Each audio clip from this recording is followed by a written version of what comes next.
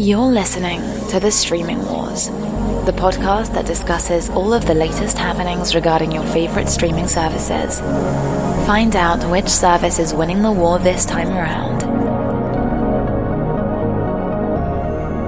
Hello everyone and welcome to the latest episode of The Streaming Wars. I'm Dustin and Tony is with me, and we are here to discuss everything from the streaming services and content coming to the streaming services from April 1st through the 7th. We have a relatively decent news rundown with some topics to discuss, but our main focus, our main feature today is going to be the launch of Quibi, which we have a lot to talk about. Both Tony and I have actually used the app, we have watched some of the shows, and we have a lot to say about Quibi. So let's jump into the news first before we get into Quibi. First up, Netflix.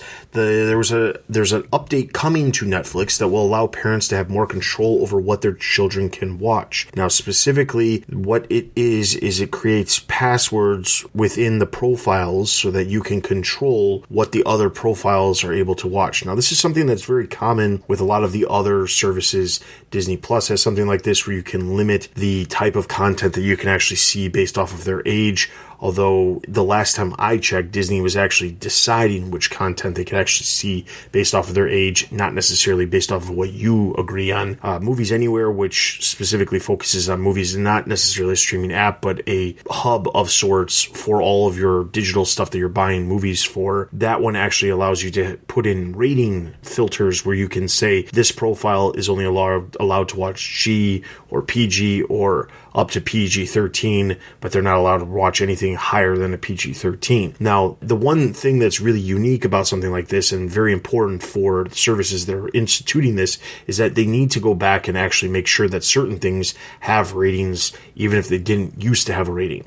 And Netflix has done a good job of handing out ratings to television shows that didn't necessarily have ratings, older movies that didn't have ratings that fit within those same guidelines. So that way everything has a rating that matches within some sort of flow so that you can actually do this. So I think it's great. It seems like this is another one of those things where you just ask yourself, why did it take so long for this to happen? Like we talked about last week with Prime Video having profiles available for the users of the Prime Video account. This is just something that feels like it should have been there all along, or a long time ago at least, and they're just now getting around to it. It probably also has to do with the fact that because there is more competition within the streaming industry, and most of their competition are actually having this feature, it makes sense for them to make sure that they have it as well. It's about time that they had this. I know that they had the kids profile where you can set up a profile for a kid and they can watch basically kid related content. So I haven't gotten Netflix in a while due to just life. And so can you run these child protocols on profiles that aren't for the kid enabled? Yeah, so I did look into it, and it's specifically the information that The Verge passed on. Obviously, we'll be able to confirm this once these updates actually go live. But my understanding of what it is you can decide, you can dedicate specific content filters to whatever profiles are attached to your account. So here's a good example. So all of my kids had kids profiles until my son got to the point where there was stuff that he wanted to watch that he couldn't watch within the kids profile. So in order to allow him to watch some of this stuff, and I'm talking just PG-13 movies or shows that aren't necessarily animated cartoons for children, and not that all the kids profile stuff is that, but there was plenty of stuff that you search for and you can't find because they don't deem it kids appropriate for all ages. So I had to switch his account over to a normal account, not a kid's profile. But the problem is then he can basically watch whatever he wants. With this new feature, it should allow me to put in content rating filters so that he can only watch up to a certain level, probably TV 14, PG 13, that kind of stuff, so that it should filter out anything above those ratings, regardless of whether they have a kid's profile or not. And then same should be said of the kids' profiles. If you have a young child, you should be able to say, okay, I want them to be able to only watch stuff that's G-rated or all ages. And then, if you have an 8-year-old or a 6-year-old or something, you're okay with them watching PG movies, you should be able to allow them to watch that content.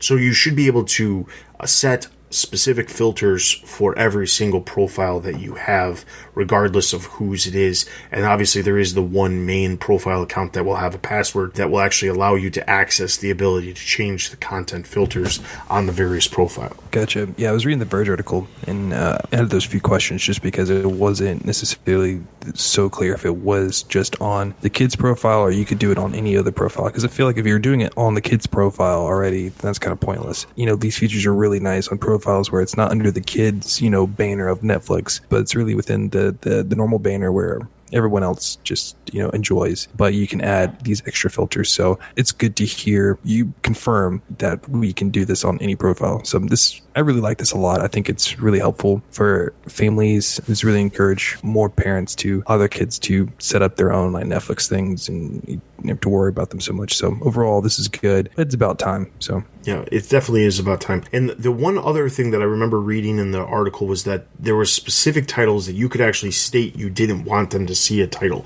So if there was something that would pop up that even would be within those age filters, you should still be able to say, no, I don't want this to be able to be viewed for whatever purpose. And that takes it a little bit step further than some of the other ones. I do see this as almost a forward way of getting rid of the kids profiles. Not that it needs to get rid of them, but I believe the kids profile was specifically designed to do this, where it would keep the content that's for adults separate from the kids content. But I honestly believe that if you have the ability to do these filters, it's only a matter of time before the kids profile specific option isn't necessary. We'll see what happens. All right, Prime Video, Pretty Things adaptation has landed at Prime Video with Nicole Kidman attached. Jumping over to Hulu, ITV's drama The Sister has landed over at Hulu as well. This is from the creator of Luther. There's no new news for CBS All Access, Apple TV Plus. Apple TV Plus, or Apple TV that is offering free content and extended trials. They're offering free access to Epix, which is a premium channel, and there's also extended trials for a variety of other premium channels that typically would only have a short 7 to 14 day. There's extended trials if you're an Apple TV user. That's Apple TV, not necessarily Apple TV Plus. You do not have to be an Apple TV Plus subscriber to use Apple TV to take advantage of these. So that is something that's out there as well. Moving over to Disney Plus, there's a couple of new things. The Unexplainable Disappearance of Mars Patel, which is a podcast, is currently being adapted for Disney Plus. Whether that actually moves forward or not, we'll see. Artemis Fowl, which is a movie that was meant to hit theaters because of everything shifting and release dates shifting. That film is going to be swapped over and brought over to Disney Plus directly, will not be released in theaters at all. So I imagine that film most likely is going to be releasing in May on Disney Plus, but there's no official word on that yet. Then the other news was that Disney Plus Originals will be coming to the Middle East through a pay TV provider, OSN, and this is basically because Disney Plus has no immediate intention of releasing in the Middle East, so they're going to forego that by basically licensing out their originals like The Mandalorian and some of their other shows directly to a pay TV provider so that they can still be seen in the Middle East, but they will have to be seen through a provider, similar to the way if you were wanting to watch content on HBO, but you were in an area that didn't have HBO now, you'd have to watch it through a provider that offers HBO. So that's the intent here. I think this is a good idea, and it really takes the risk off Disney for their launch, for their Disney Plus launch. And so for these streaming services, we always talk about the backlog and how important for that is, but for Disney, I think what's really important is getting its originals out there. This pay TV option really allows them to get their content, really, Star Wars, The Mandalorian, as big as the show as that is and was and it will be, just to get that out there into the market. I think this is great, and that they don't have to worry about just a bunch of random infrastructure costs or other just things that are just annoying, and the stability of the Middle East and how that can be an issue at times for certain businesses. And they're basically de-risking themselves and giving this to this other provider of, you deliver the content, we'll give you the content, just deliver it. So I really like this move, and I am interested to see if other streaming platforms will take approaches like this one of, okay, how hard is it going to be, or what are the obstacles to actually deliver our actual, streaming, platform in this region. Yeah, and one of the ones that we did hear this about was after a lot of the reveal of HBO Max, we did hear deals being set in place with HBO and other providers outside of the US. Specifically, I know that there was certain originals that were going to be immediately licensed up to Canada, and then there was some other content that was going to be coming to Europe. So I think that this is something we're definitely going to see, especially with services that probably aren't going to be launching in certain regions very quickly. We're probably going to hear more about these. Disney Plus has the advantage of having at least plans to launch in a wide variety of regions all across the world. However, HBO has only talked about Latin America and, North America at this point. So we'll see what happens, but this is definitely something that I think is going to become a more commonplace, especially with more and more originals that are being created for the variety of streaming services. All right, so jumping over to Quibi, there's 2 new projects that were picked up. First up is This Joka. This will be a joke show comedy series that will be hosted by Will Smith. Then there's a skateboard drama called Hard Flip that has also been picked up. Then there is a lawsuit that was put in place that actually was in place before all of this, but the company is called Eco, and they were basically trying to move up their lawsuit to basically get an injunction on Quibi to prevent them from actually launching their service on April 6th like they planned on it. Basically, the entire lawsuit hinges on whether or not Quibi actually created the turnstile technology of being able to flip your phone back and forth with the seamless video screen not changing like we see on YouTube or something like that. Eco claims that they created it and that people within Quibi actually worked at Eco prior to it. Now, of course, the problem is that this is a lawsuit and their injunction did not happen. Obviously, Quibi has launched. So I guess for now, we'll see what ends up happening in the future. Yeah, I just love patent fights. I love them. Really just into, a bunch of tech stuff. And so you got major ones between Apple versus Google, Google versus Oracle about the operating system, the underlying technology about the Android phone system, and that's still in the works. It's just, these things take forever. We'll know more about who knows what and which person came from which company when if they're ever in any type of arbitration or mediation or anything, or even just, court. Until then, this is just a bunch of he said, she said, and it's a desperate attempt. No, I don't want to pick sides here, but it's just patent fights just are usually kind of a little bit petty and just are over a little bit ridiculous and just take forever to resolve. And so we'll learn about this within 5 years. So if our podcast is still going in 5 or 6 or 10 years, we'll know the outcome of all this. But this Quibi is going to be fine for the moment. Nothing's immediately going to happen. These things take a long time to resolve. So we'll hear about it long time in the future. All right, so then jumping over to HBO Max. HBO is currently offering a ton of free content for non-subscribers. This was an interesting move because it basically you don't have to have any sort of subscription to HBO Now or HBO Go. It just is free access to certain content. It does have some of the top movies that they currently have access to. It does have content like The Wire, Sopranos, Veep, 6 Feet Under. There's other content out there. There's like 500 hours, I believe, of content that they have available that they've made free.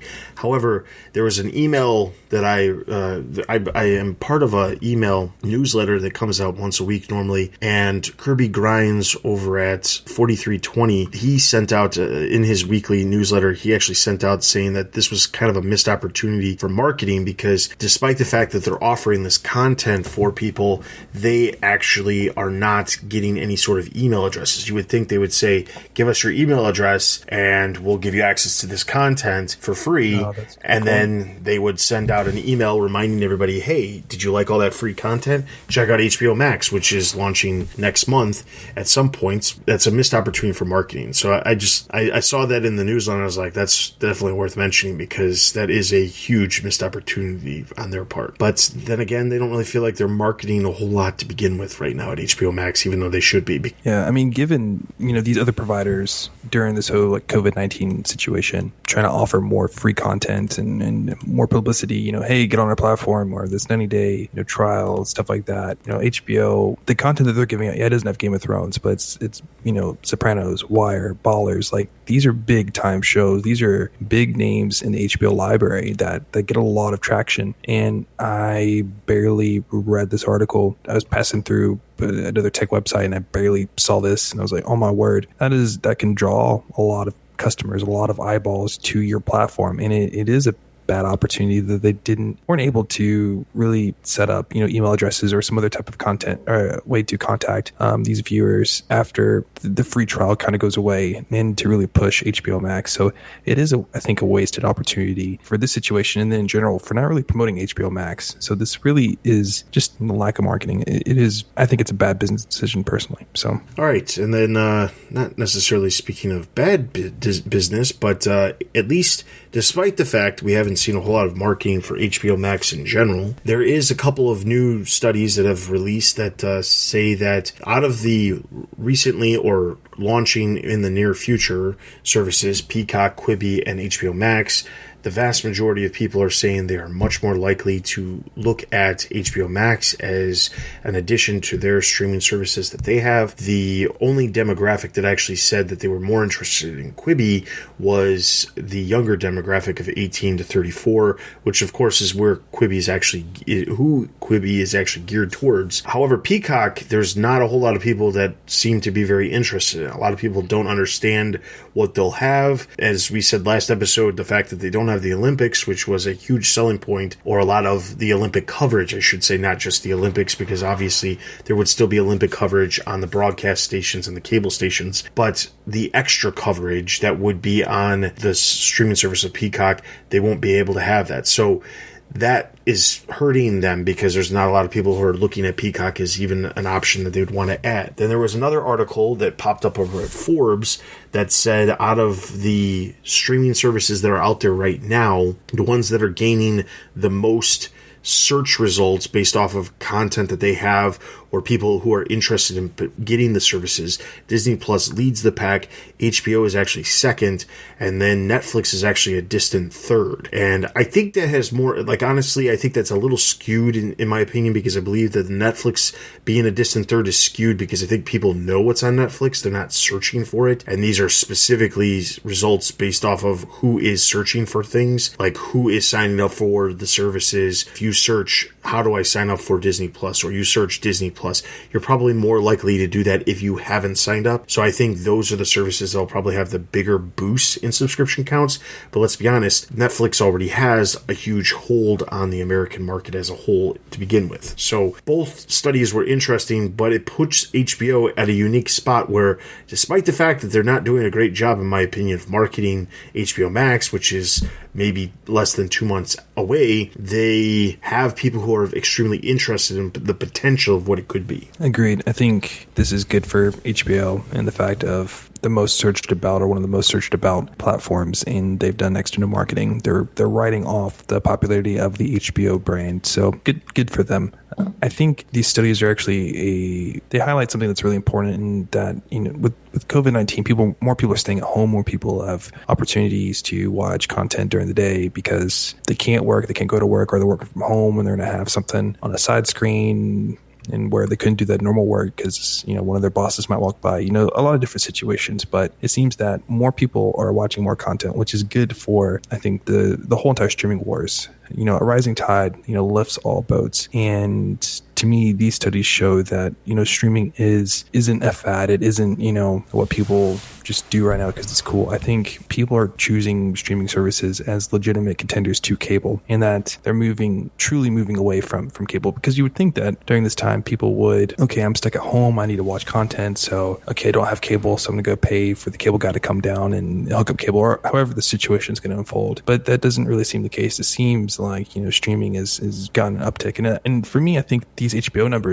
Max numbers are a little bit misleading, because I think people also want to watch just HBO in general. So how can I watch HBO on set-top box or anything through the internet, not a cable, not the normal way? And so you're getting a lot of, I think, also results for HBO Max because they just want to watch HBO on their laptops. So I think that's where you're also getting some of those numbers. But overall, to me, this is reassuring that streaming is going to be the future. It makes sense why HBO Max is going to be higher in terms of popularity than Peacock, just because Peacock's original library is lacking. And if people were going to search for Peacock, I think honestly it's going to be a lot for either The Office, Parks and Rec or the Olympics. Whereas in HBO Max, you got HBO's entire library plus all the originals that they're coming out with. So, all right, and then the other HBO news, or HBO Max that is not specifically related to HBO Max other than part of the parent company. So WarnerMedia has announced that they have announced the new CEO for the company. Now, the CEO, as we've seen and as we've talked about, was John Stankey,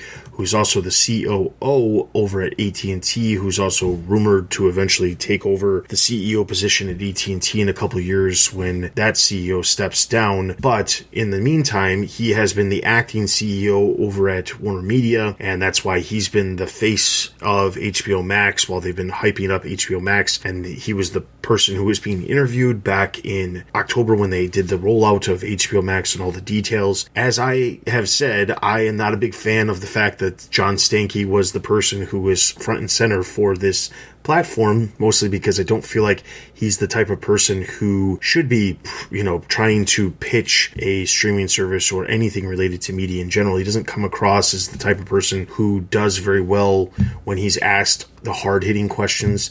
Let's be honest, I don't think anybody walked away from the HBO Max event without the quote of, it would be stupid not to subscribe to HBO Max because it's like a litmus test of whether or not you're smart or not if you're going to stick with HBO or go to HBO Max, which has the same content plus much more.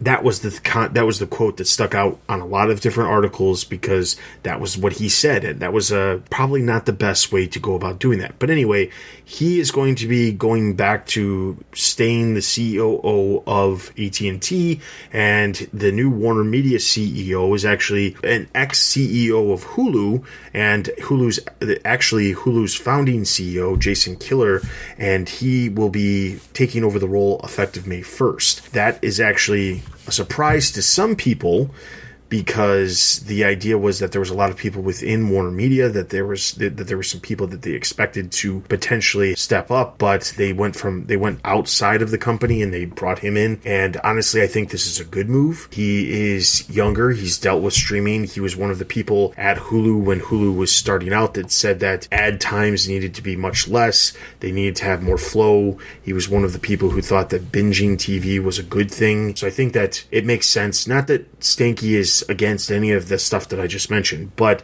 I think that putting a different face that doesn't feel just like a corporate suit, which, no offense to Stanky, that's what I see when I look at Stanky, is somebody who needs to be more in line with the future of media and not somebody who's involved in running a telecom company. So I think that this is a great move. He had a couple different interviews that were posted. The one that we have in the show notes has him talking about a variety of different topics. When they bring up the topic of HBO Max, he basically said that what they've been doing has been great. They've made some great decisions, and he's just going to let everything go as is for the time being because he thinks that everything that they've been doing is great. So he's just going to be there to support them, and I guess he'll be the person who answers, for whether or not it's successful or not down the line. But that is the new CEO of WarnerMedia, which oversees all of Warner Television, Warner Brothers, the movie production side of things, HBO. That's basically the person who is over all the media content that AT&T has any part of. I will concur that this is a great idea.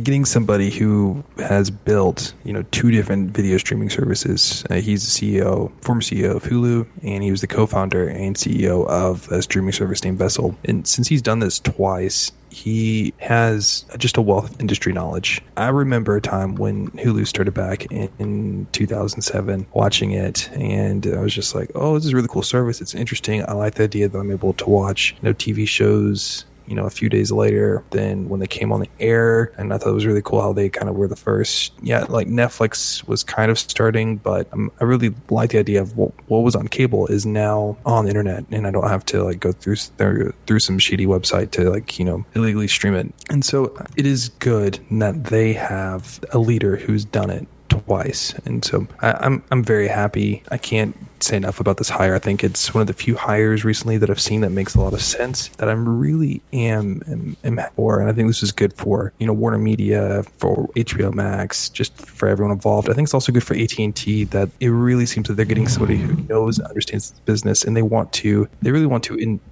it seems like they want to make it work. It's not just like AT&T, they just want to make money, they want to squeeze all the money out of the situation. It really feels like, hey, we want HBO Max to be top notch. We want it to succeed. We want somebody who's done it. They've gotten that person. And so I can't be more happy. I know it's a podcast, people can't see my face, but I'm extremely happy and enthused about this hire. And it gives me more confidence in the WarnerMedia and in HBO Max. I think that for launch and for the first few months, I think that he is going to be a big cheerleader, help things go through. But I think his focus is, okay, we launched the platform. We have X amount of subscribers. 1, let's keep them. And then 2, let's build it. And so I think he's really involved, going to be very important in phase 2 to phase 3 of, okay, this is not just a niche thing anymore that people are just testing out, beta testing. We want it to grow. And so I think that's where his expertise is really going to come into play, is phases 2 and 3 of HBO Max. Yeah, and I think because he was formerly at Hulu, I think that's also a big deal, because Hulu has worked with ads before and HBO as a brand has not. He brings that expertise of having a streaming service that from the very beginning had ads intertwined with the service. And we know that phase 2 for HBO Max is to have some sort of ad-supported version down the line, whether it be just a less expensive version, which is most likely the case with that's ad-supported, or something else. But then phase 3 is they were talking about how they wanted to bring in live sports and things like that, live events into the streaming service as well. But phase 2 is that ad version. I think that is coming from Hulu, but I think that working at Hulu and having that expertise from the early days of Hulu is just great. So, all right, so then jumping over to Peacock, I don't think we specifically talked about this because obviously we don't talk about sports except for when it pertains to the streaming services, but we've talked about NFL streaming rights in general, and one of the things that is changing in the next season of football is that they're adding additional games to the season. One of them is an additional postseason game, and with that extra postseason game, Peacock has actually landed that postseason game. That game will actually air on Peacock and on Nickelodeon. I don't understand the Nickelodeon part. Don't even try to get me started with that. But the Peacock brand will be streaming that extra postseason game come next winter. And then we have, as far as niche streaming services, Acorn TV has announced that they are going to be launching in the UK this month. Then real quick, before we get into our main discussion, I want to just quickly mention this. This is more of a secondary discussion, but I just want to get it out of the way so that way it's done. Viacom CBS has finalized a stake purchase of Miramax. Now, their stake purchases, they now own 49% of Miramax, and the part of the deal that they have in place by buying the stake is that they have the distribution rights for the film library, which means they can either take it and put it on their own service. They could do it on CBS All Access, or in the future they could put some of these films on their future Viacom CBS streaming service that has no name but is supposedly somehow going to launch before the end of 2020.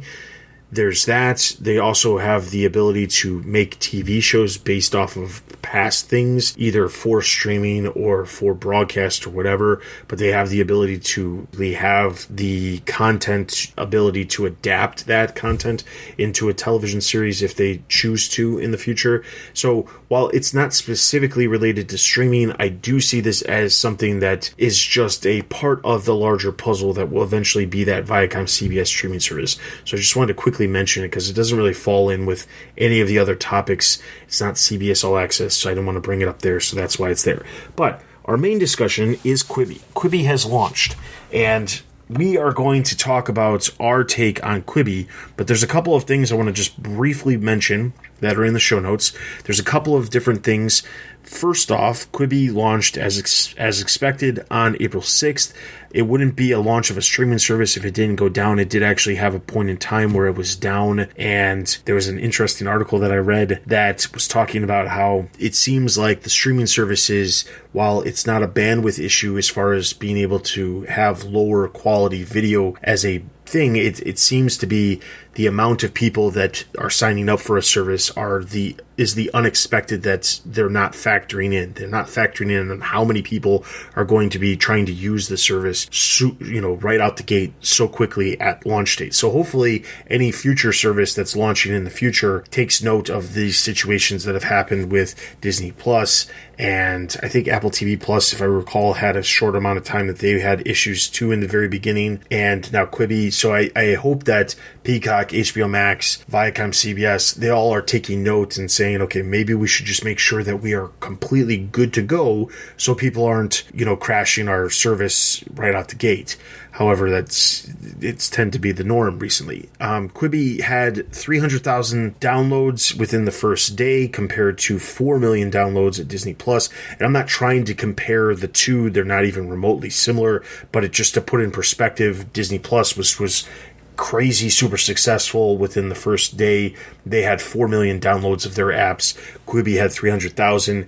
Quibi is obviously geared towards a very specific type of demographic and audience, and that's part of the reason why they're not as big as Disney Plus. They don't have the children's content, which is obviously going to drive more downloads with Disney Plus. Jeffrey Katzenberg did say that they considered delaying the launch because of the coronavirus pandemic, which is part of a lot of the reviews that you'll see online of Quibi specifically talk about how this is a service that's designed for people on the go, but we are currently a society that is supposed to not be on the go. We're supposed to be staying at home. How does it work?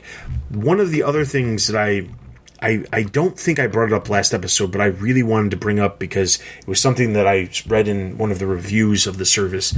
I don't want to get too much into my usage of the app yet, but one of the things that I think would be super beneficial to Quibi, while I understand their principle of it's meant for mobile, it seems like the easiest solution would be to have the ability just to cast it to a television from your phone, whether it be through Apple or Android or whatever, the ability to cast it to your television so that if you were at home, you could watch it at home if you wanted to. That's not to say that they have to go build apps for a television.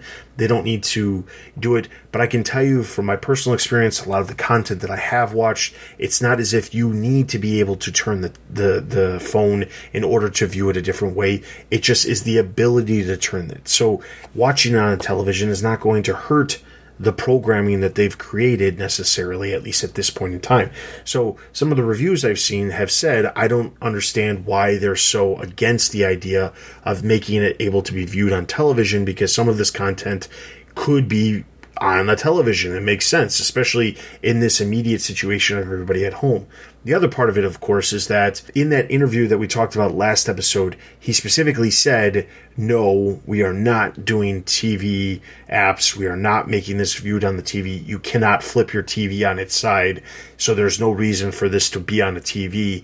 And I fundamentally disagree with that statement. I don't understand why it cannot be viewed on a television, because the whole point is, if I want to be able to watch the show with my phone on its side, it's the same exact aspect ratio as a TV, and it's not as if they're telling me you must flip your phone the other direction in order to view the show. So I just see it as a hiccup that eventually may adjust, and I feel like at some point maybe that would be a good thing for them to add into the app, give them the ability to cast it to a TV. They don't have to go about the route of creating apps for televisions or streaming sticks or anything like that. They can just make it so that if you want to view it from your phone or on your television, you just have to cast it from your phone, which still does the exact same thing. But I just wanted to bring that up because it was something that I remember reading in that interview, and I couldn't remember if we talked about it. But they are super, super opposed to having anything to do with the television, which I think is a missed opportunity. The only other stuff that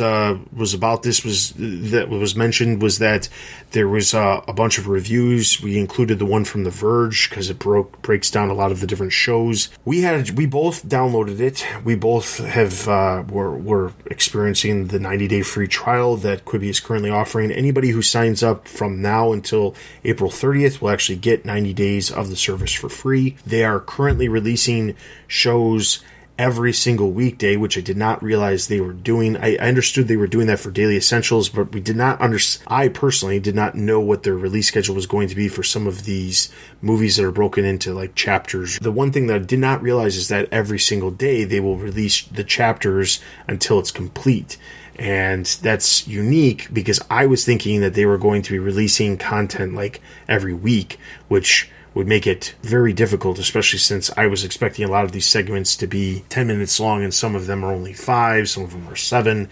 They're mixed. They're all less than 10, obviously, but I didn't expect the TV series or the movies to be broken into smaller segments. So the first day they released 3 episodes of everything that launched that day, except for the Daily Essentials, which launched with their normal daily episodes. And then we're on day 2 as we're recording this. They released episode 4 of all of these different series. And personally, I've got some different things, but I want to give Tony a chance to talk about it first. Tony, let me get your first impressions of the app. You just want me on the air just to praise it up before you just trash it. We all know that you're just going to be super negative and just rip it to shreds. They don't call me the Quibi skeptic for no reason. Yahoo. Anyway, overall, I was pleasantly surprised. And I think the biggest thing for me is that given that it is, on average, I guess, 7 to 10 minute bites of content, and I was like, okay, how involved will I be? And to me, I can grade things based on quality or some objective thing, but to me, it's about the experience. Like, did I get lost? Like, as one of my TV shows is Arrow. Like, for an hour that comes on the CW, I would just have gotten lost in this show, and nothing was more important. So if a platform can recreate that for me, then that's a win. Like The Mandalorian, just for those 40 minutes that the show was on, I just loved it so much. So I was checking out Quibi, and I think the first thing first is open up. It's pretty. It's a beautiful app, but it's a little bit too pretty. They really hired a lot of people. Okay, let's make it the most beautiful, easiest to use app ever. And I feel like that kind of bit itself in the butt, because I was like, well, where do I go? I have a podcast that talks about all these new content shows that come out, and where are they? To try to browse for content was a little bit hard, and it's still a little bit confusing. But at the end of the day, I saw Sophie Turner. She's in Game of Thrones. And I was like, her face was on some placard, and I was like, I'm going to check that out. So I clicked the card, opens up the show, and it is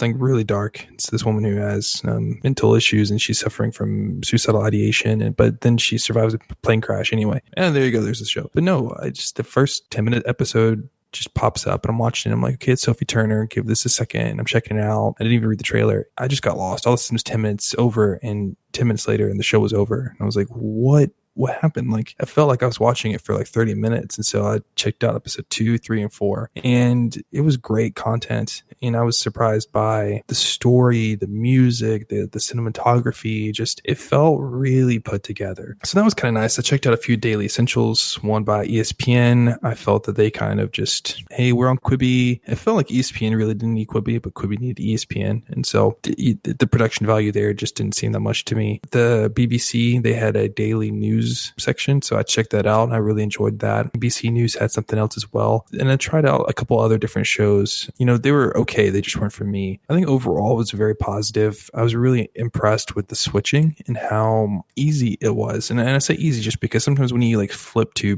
portrait or landscape, your app will take a second to recalibrate where it is, and especially with like videos, it could be an issue sometimes for it to get back to where it needs to be in aspect ratio, and it might get lost and jumpy and whatnot. But overall, it felt seamless. That switch between landscape, portrait, landscape, back and back again. I mean, there's one time where someone was looking at me, thought I was weird because I'm like watching something and I'm just flipping it back and forth, and trying to find a flaw, and I just couldn't. So that to me was impressive, and I'm kind of curious about how that actually got done. I think going from portrait to landscape, the camera angles were fine, and there was like different moments where if you put it in portrait, it would like kind of pan the room slowly, versus you put it in landscape, it would just have the whole entire view just in its field. I didn't get anything extra out of being in portrait or landscape. It wasn't like a deal breaker as I think Quibi kind of claims it is, but just because it isn't a deal breaker doesn't mean it's not good. I mean, I think it's good that you don't don't lose story by going from portrait to landscape. And I like how filmmakers and cinematographers will have that in mind, that, okay, we can't lose the story when we go from landscape to portrait, because sometimes you miss out on something.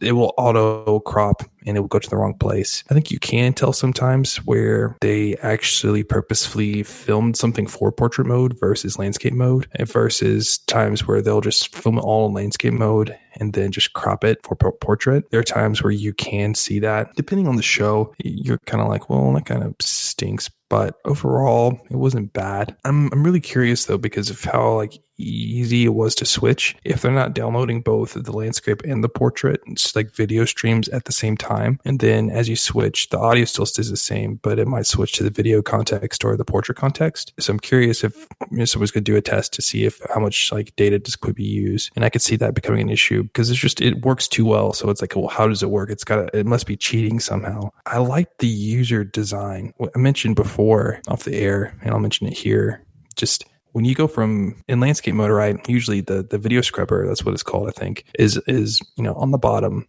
of most video players in general. When you put it in portrait mode, since the app is made mobile first, right? They had this big push for mobile. They wanted you to operate the whole entire app with one hand. Where if you're going to touch the video scrubber on the bottom, you have to either have really good thumbs or you have to use a separate hand to use it for portrait. But in Quibi, it's if you're right-handed or left-handed, it's going to be on the side where your thumb is. So I can hold it in my hand and then search through the video with one hand. And, the scrubber goes from up to down instead of left to right. I thought that was really cool. It was also really simple to turn on captions because I was watching a show where there was some language and I didn't want my 2-year-old to listen to it because she tends to repeat words. And so I put that on caption mode and muted the audio, and it was able to work really well. And, I remember like for Disney Plus, I was trying to use the app and I couldn't figure out where the captions were. And so it was really nice how like simple like those pieces were, how they're important for a lot of people, but it tends to get lost. Like, oh, we need the ability for people to access the website or whatever app in a different way than the standard, but they don't. That's just an added on feature instead of really put forth. And so I like that polish of it. I think my biggest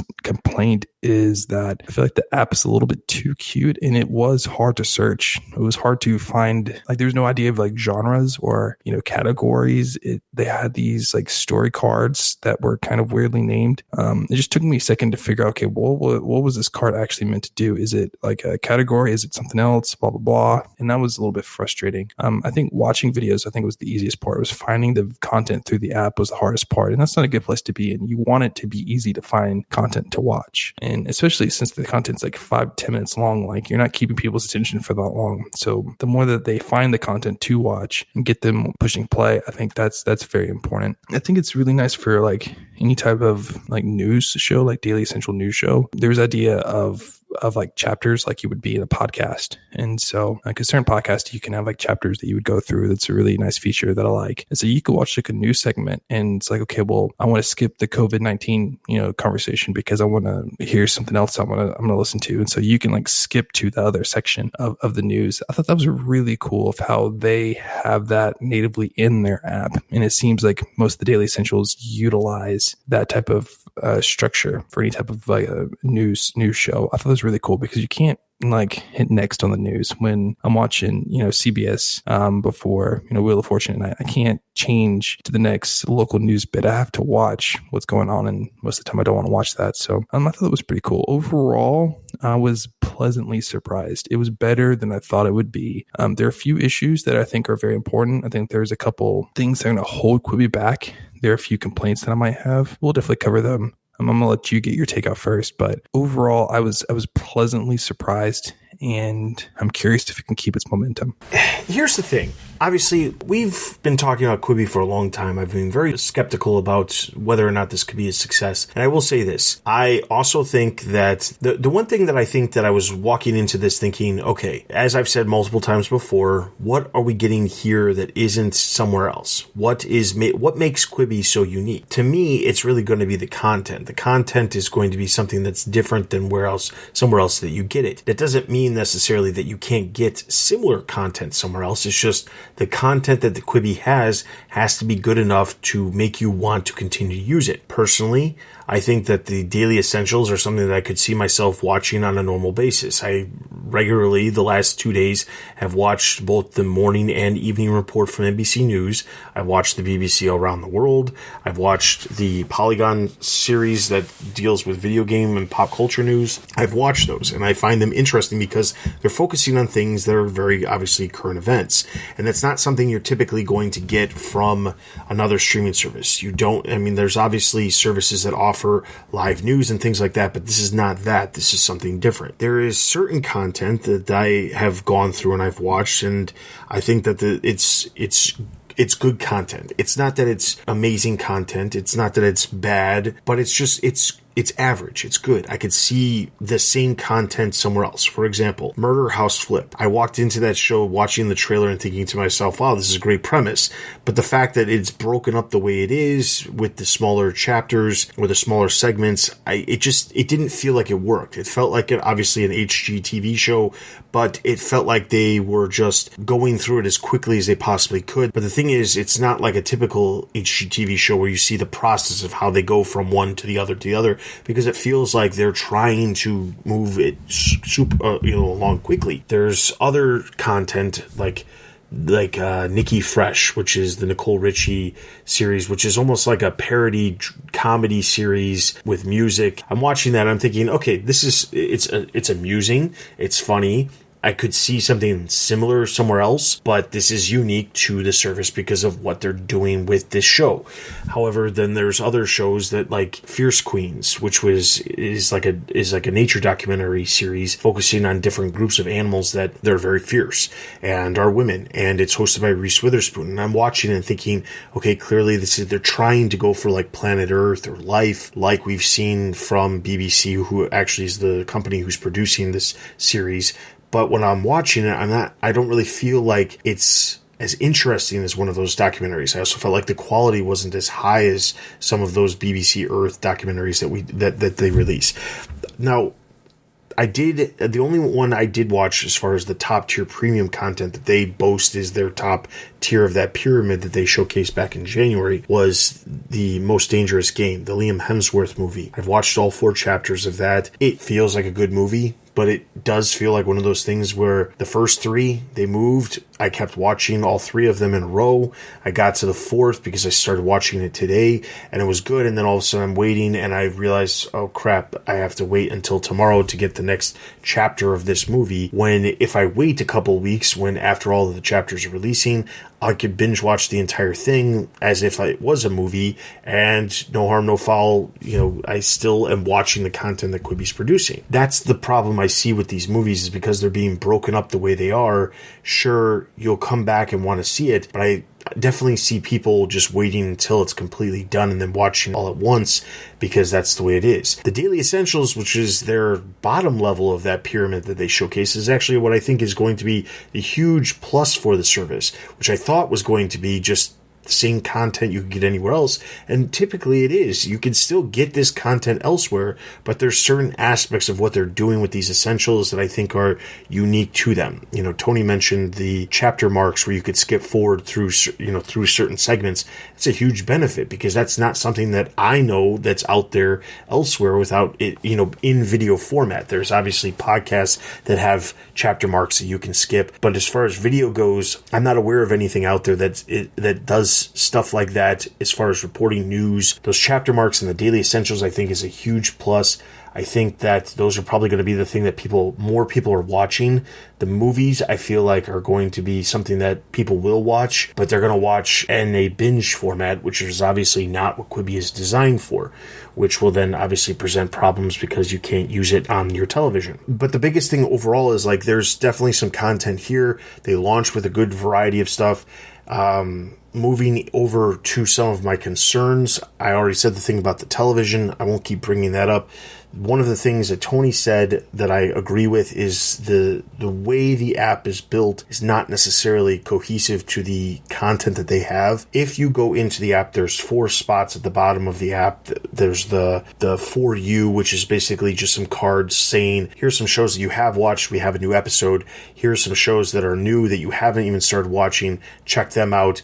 Then you can go over into the ones that you're actually following, and then you'll see the latest episodes of stuff that you're following. Then there's a spot where you can search, but the problem is if you don't know the name of what it is that you're searching for, it's very difficult to pull it up. Now, obviously, I didn't play around with it too much, but I'm pretty sure that if I didn't know the name of the Sophie Turner film that was out, I could probably type in her name and it would probably pop up because it's still linking to that. But the perfect example is when I was looking through just the browse section without typing anything in the search bar, I noticed that there was a spot that said Daily Essentials, and when I would scroll over, the only 2 things that were showing as of yesterday was the NBC report and the BBC Around the World, the 2 main news ones, but they weren't showing any of the other Daily Essentials, and I thought that was weird because I knew that they had a ton of Daily Essentials that they were launching, and when I actually typed in Daily Essentials at the top, I got this huge long list of options of other shows that they had that I couldn't actually see without searching for them because of the way the app is designed, and I think that's a huge flaw. It also continues to show when you follow something,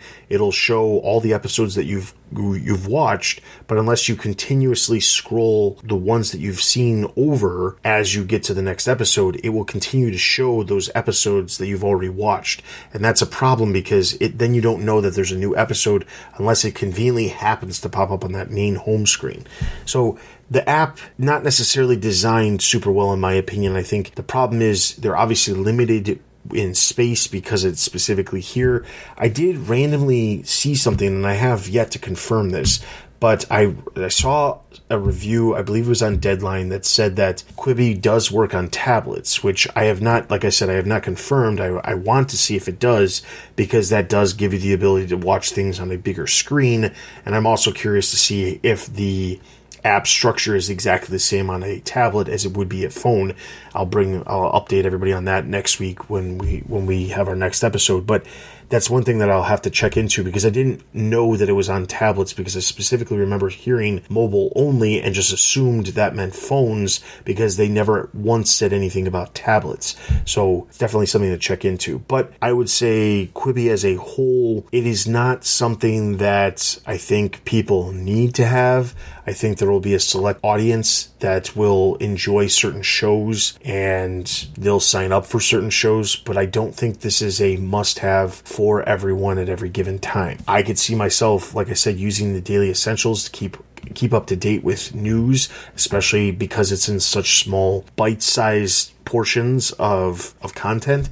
But I definitely think that there's the vast majority of the people who are probably, this is more geared towards, those Daily Essentials, like they said in their own content pyramid, is the bottom level that a lot of people probably aren't using, which is a downfall because I think there's a missed opportunity to have a lot more specific content for a variety of different topics that could be in Quibi, because especially since right now they're all producing content within their homes because of everything going on with the pandemic. So it clearly shows that this content can be produced on a low budget and doesn't cost a lot of money to actually produce. So we'll see what happens. My immediate response for Quibi is definitely check it out if there's a show that you want to check out, because there's a free trial right now, but don't expect it to be, some sort of life-changing service. As far as comparing it to other streaming services, I don't even know that it's completely fair to compare it to other streaming services, because while it's providing video content like a streaming service, it is such a different version of what it is that it's not even you can't even compare it and say, yes, this is as good as Netflix or this is worse than Netflix, because it's not even the same thing. I mean, I think what's important to compare Quibi to is when you're watching Quibi, when you're watching these 7 to 10 minute bites of video, what would you be doing else? And so, would you be playing some mobile game? Would you be listening to a podcast as you're cooking or something? Would you be, watching some YouTube clip? Would you be watching TikTok, Vine, Snapchat, Instagram stories? There's a lot of things that you could be doing within those 10 minutes, but would you be choosing Quibi? And that's I think trying to compare Quibi to like a Netflix doesn't even make sense, given that it's not even the same type of product. It is short form content, and the kings of short form content are like YouTube, TikTok, Instagram, Snapchat, even Facebook. You could view Facebook as a short form video content in some aspects. So are they better than those companies? It's prettier, it's more polished, they have higher budget content, but I don't necessarily think it's better.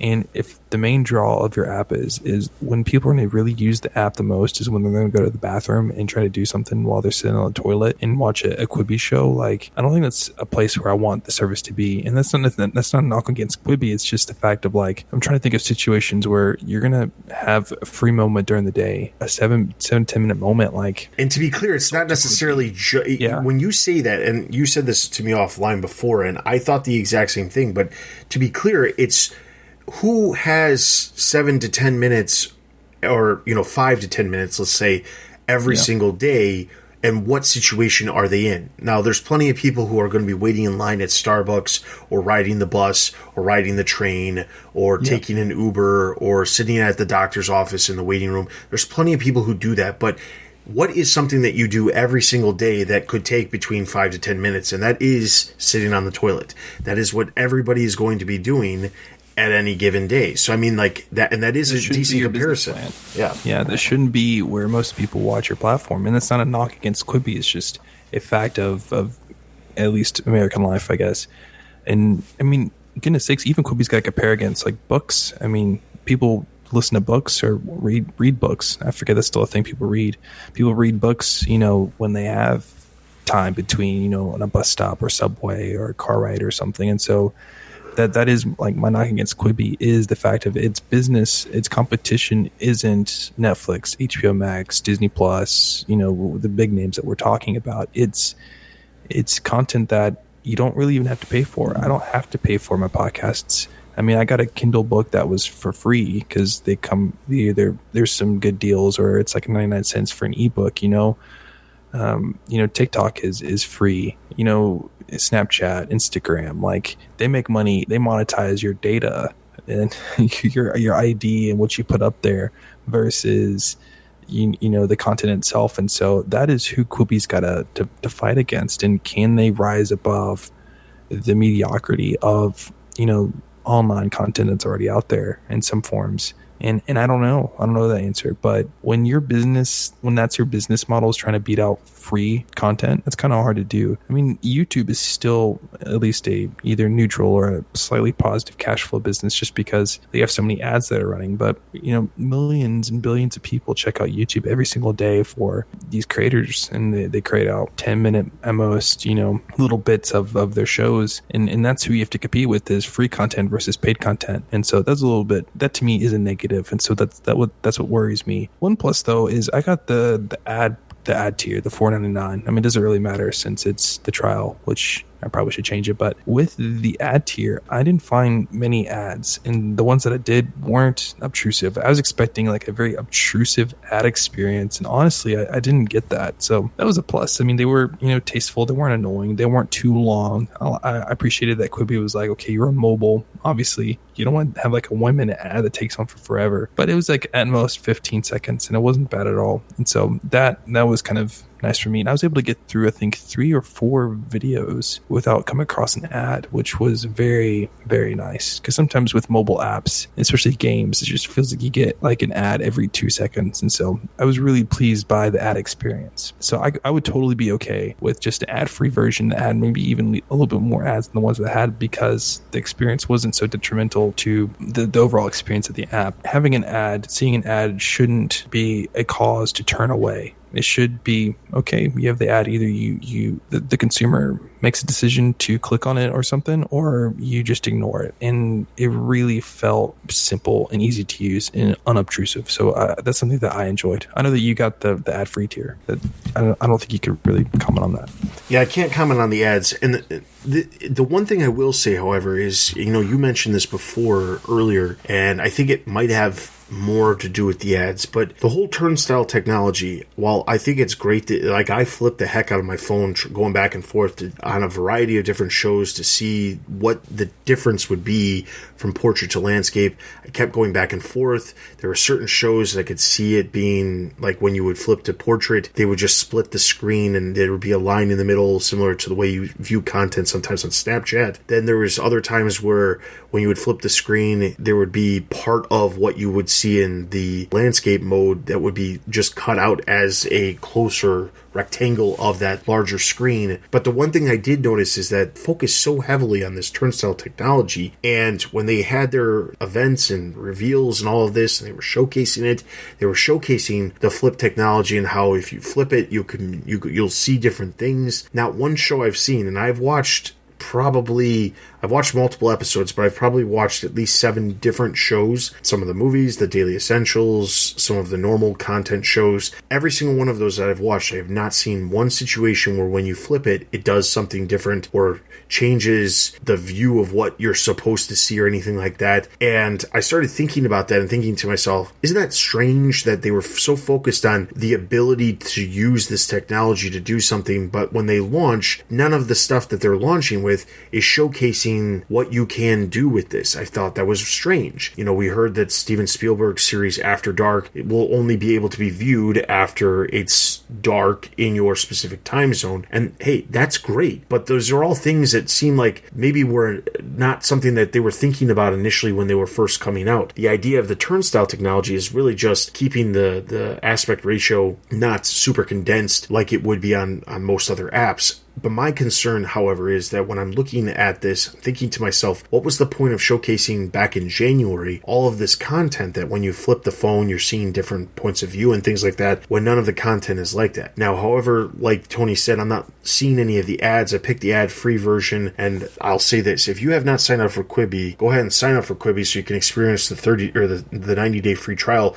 Just pick ad-free version because you'll conveniently not see any ads, even though you're not paying any extra money, which I think is very odd because anybody could say they want the ad-free version and not see any ads, because I have yet to see one ad on the entire service as of yet, even though I'm not paying anything, just because I said I intend on paying for the ad-free version later. Anyway, but if I saw an ad, though that's the one thing I wanted to try, was if I was watching an ad, if I flipped the screen, would it change the point of view like we've seen in some of the demonstrations that they showed back in January? Because I don't know, and I can't see any of the ads, but if the only stuff that they have right now that actually shows that unique points of view and uses that technology to its advantage is the ads, well, that's odd, and I don't know why they so heavily focused on that other than to try to sell it to advertisers in general. But the biggest thing about that is when they were doing this presentation, it was not designed as a advertiser conference or something like that they were showcasing this. They were showcasing this as their big reveal to consumers at a consumer electronics show. That's the part that concerns me, is at this point in time, there's nothing here. I know that there's a couple of TV series that are supposed to utilize that technology,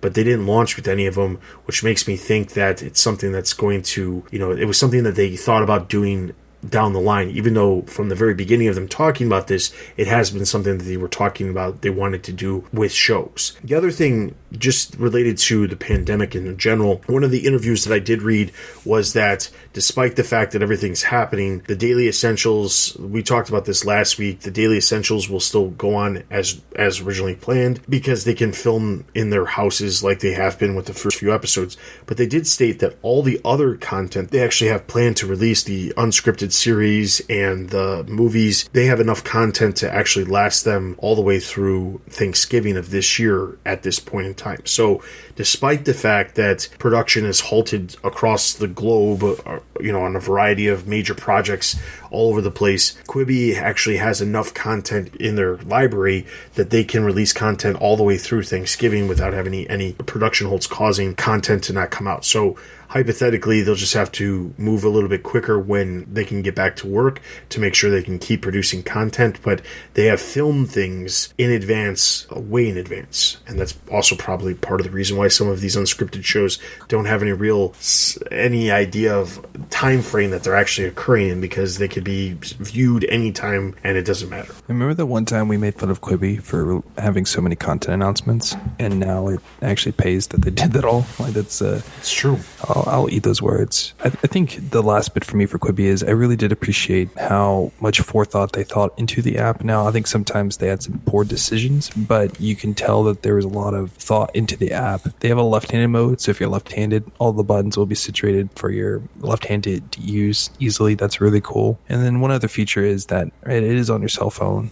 You can download some of the episodes, but you can choose which quality you want to use. You can also set which quality to stream. So if you want to like save bandwidth in streaming and whatnot, depending on your plan, you can choose a flag that will decrease the resolution of it. So I think that's really cool, and I appreciate that they're conscious of that their users will be on phones and not all of them have unlimited plans. So that's really cool. Any final thoughts on Quibi? My final thoughts on Quibi, like I said, if you have not tried it out, I would suggest checking it out. I mean, if worse comes to worse, you've got 90 days to try it out. You can maybe find a show that you'll like. Any of the shows that are releasing right now, the plan is that they're releasing new chapters every single weekday throughout up until the point where the season is complete. So anything that launches now will most likely be wrapped up before the end of the 90 days, especially some of these movies, because if you just assume that the movie is going to be about 2 hours long,